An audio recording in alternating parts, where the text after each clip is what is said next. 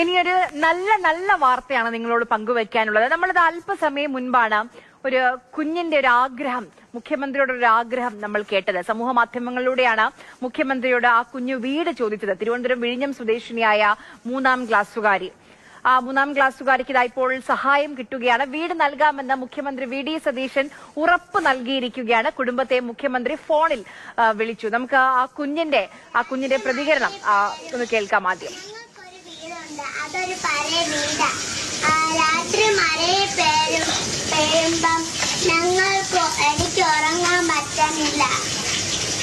അതുകൊണ്ട് മുഖ്യമന്ത്രി ഞങ്ങൾക്കൊരു പുതിയ വീട് വെച്ചേരണം, അതിൽ ഞങ്ങൾ ഉറങ്ങാം. ഞാൻ വലുതാവുമ്പം ഞാൻ പൈസ തരാം.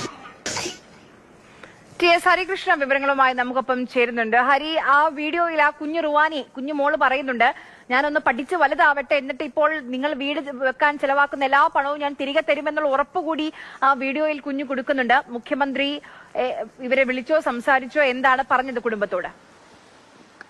ആ കുഞ്ഞുമോളുടെ ആ സംസാരം കേട്ടാൽ, ആ വീഡിയോ കണ്ടാൽ ആരായാലും ഒന്ന് ചിന്തിച്ചു പോകും, ഞങ്ങൾക്ക് എന്ത് ചെയ്യാൻ പറ്റും ആ മോക്ക് വേണ്ടിയിട്ട്, അല്ലെങ്കിൽ ആ മോള് പറയുന്ന ആവശ്യം സാധിച്ചു കൊടുക്കാൻ വേണ്ടിയിട്ട് എന്ത് ചെയ്യാൻ കഴിയും എന്ന് ആരായാലും ഒന്ന് ചിന്തിച്ചു പോകും. നമ്മുടെ മുഖ്യമന്ത്രിയും അങ്ങനെ ചിന്തിച്ചു. അങ്ങനെയാണ് മുഖ്യമന്ത്രിയോടാണ് ആ മോള് ആവശ്യം മുന്നോട്ട് വെച്ചത്. അവക്കൊരു വീട് വേണം എന്നുള്ളൊരു ആവശ്യം. മുഖ്യമന്ത്രി റുവാനിയെ ഫോണിൽ വിളിച്ചൊരു വീട് വെച്ച് നൽകാമെന്നുള്ള ഉറപ്പ് നൽകി എന്നുള്ളതാണ് വളരെ പ്രധാനപ്പെട്ട കാര്യം.